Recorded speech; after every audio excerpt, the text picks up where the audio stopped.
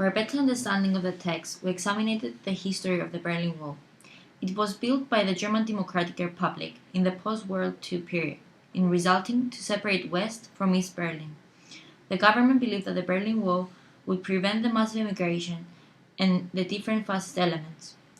But at the end, the wall had a negative effect to people and their lives. A lot of citizens lost their jobs or even their families. Also, many of them protested against the government and lost their lives. For our case study in Istanbul, I looked at the Sultan Ahmed Mosque, otherwise known as the Blue Mosque. It was built after Istanbul went to war with Persia, as Sultan Ahmed commissioned it to appease God after their defeat. Due to the fact it was built in the post-war period, he had to take the money from a treasury, provoking anger from the Muslim jurists. He was not able to pay from it from the spoils of war. One of the legends associated with the building project was that it cost 3 annual budgets, which were again taken from the people. To make way for the construction of this masterpiece, several historical buildings from the Byzantine and the Ottoman period were torn down, creating a large void within the city. This decision further angered people as it was literally tearing down their history.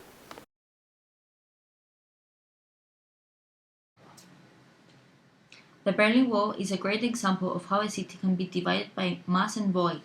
Also, it shows how a void can be something useful and important as a combination of activity and texture. In this way, voids appear to be a big part of architecture, and they need to be more emphasized and get a larger architectural substance. In the case study 1, Rem Koolhaas presents the Berlin Wall as an architectural achievement and highlights its physical form.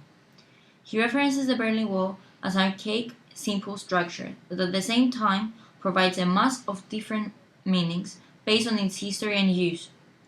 Also, he presents the present status of it, which can be titled as a touristic element. Another case study by Daniel Libeskind shows a different approach of the Berlin Wall. In contrast to Rem Koolhaas' theory, Libeskind accentuates its theoretical form in a more philosophical way. He presents the Berlin Wall as a symbol of loss and deconstruction. In this way, he tries to emphasize on the history and how people's lives change. Also, he compares the wall as a void with no use and that will never be changed. It will always be the part of history that will remind people the things they want to forget. The wall was and still is now a focal point of the city. The importance and the effect it had and still is causing people adds to the feel and the history of the wall. This also has created it to be one of the main tourist attractions for the area in the country. Even though it is not all physically there, it has created a spiritual place for people. Both cities, either intentionally or not, created mass and void within them. For instance, in Istanbul, when the Treaty of Hussein was signed and created the Republic of Turkey and the overflow of the Ottoman Empire, the new Turkish Republic created public squares at the expanse of historical buildings. They chose to do this to separate Istanbul from Ottoman history. The new void in Istanbul allowed them to make a separation from their past. Another example within Istanbul is the Blue Mosque. This became a large mass within the city and created a void around it. This void was due to respect and so divided the mosque from the city. However, in Berlin, the rectification of the wall over time created larger voids between the east and the west. The Berlin Wall contains a void, no man's land, which is restricted by 2 masses either side, which is the physical wall. However, the void extended out from this in a psychological context due to the watchtowers that engulfed a space beyond the wall. Although the Berlin Wall no longer stands, the void between the 2 sides of Berlin is still apparent from its history.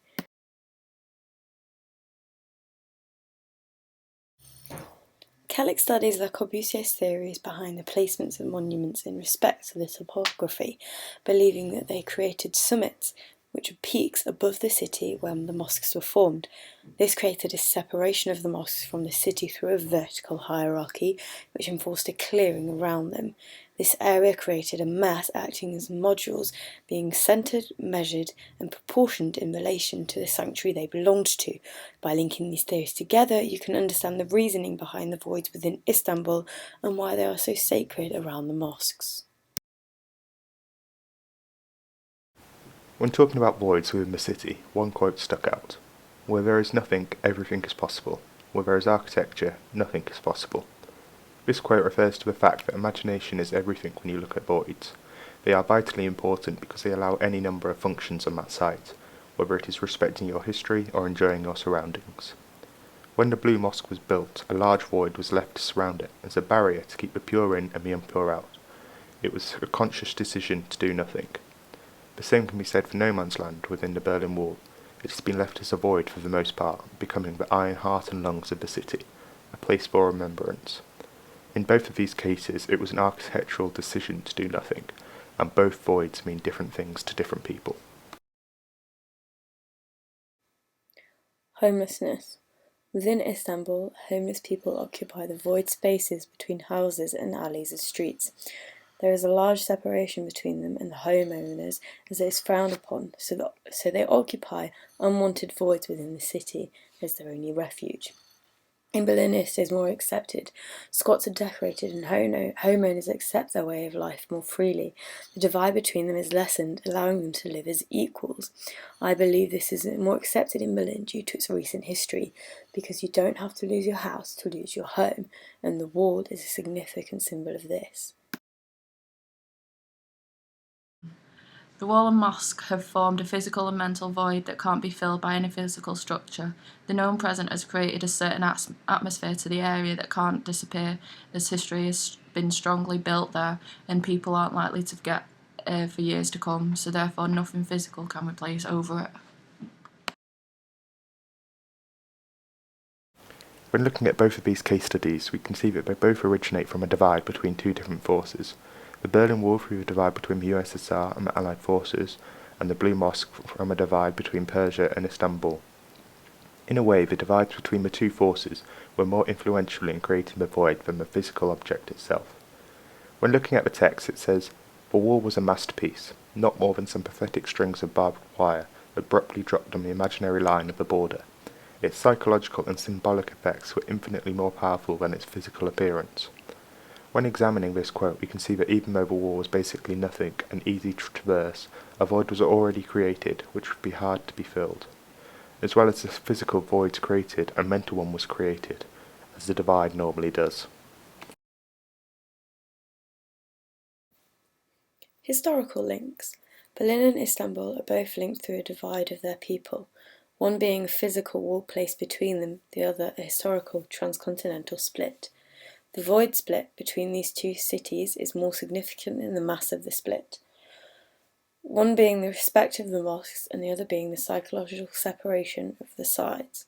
This can also be viewed in current times as both are divided by the people who visit it and the citizens, who are the people who understand the past and those who are just there for the present. With these voids, they have now become a part of the architecture in the city. This is because even though not all the physical structure is there in the city today, but the mental structure and architecture is still there. So the voids are marks created in history that can't disappear. So even today, they are now a tourist attraction. When looking at the practical and theoretical recommendations of the void and what should happen, we came up with 3 different points. The population of both locals and tourists in the area should respect the voids as they are. All voids were created for a reason, or as a byproduct of change, and so they will all mean something or another to someone, even though it will be different for each person. If the voids have to be changed or filled in, we believe that the people carrying it out should take a minute and remember that when you change the voids, you are altering the history of that site. It could be in a good rejuvenating way, but you are still destroying someone's vessel for remembrance. And if you live near a void, then you should make a conscious decision to learn about the history of that site and why it is like it is.